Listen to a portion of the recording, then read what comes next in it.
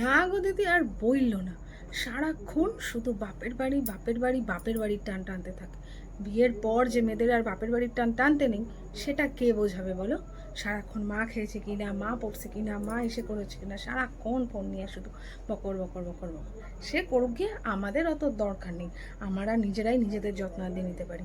তাই বলে বিয়ের পরে আমাদের একটু যত্নাদি করবে না? সে আমরা চাই না, সেটা বড় কথা না। কিন্তু বড় কথা হলো যে সবসময় বাপের বাড়ির টান টানবে, এটা কোনো কথা হলো? হ্যাঁ, কে বোঝাবে ওকে? কে বোঝাবে বলো তো? আর হ্যাঁ, আমিও সাফ জানিয়ে দিয়েছি, দরকার নেই অত আমাদের খেয়াল রাখা, তুমি তোমার বাপের বাড়িরই খেয়াল রাখো, যাও। কি আর বলবো দিদি, দুঃখের কথা, মেয়েটাকে বিয়ে দেওয়ার পর দিয়াই মেয়েটা কেমন জানি পর হয়ে গেল। এখন আর অমন ফোন করে না, মায়ের প্রতি এত একটা টান নাই, আসেও না তেমন একটা।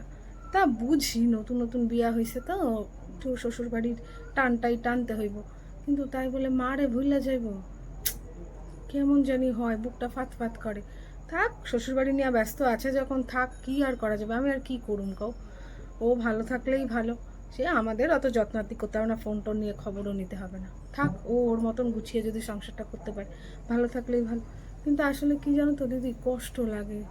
মেয়ে তো একটু যদি ফোন টোন না করে, একদম ভুইলা গেলে চলে?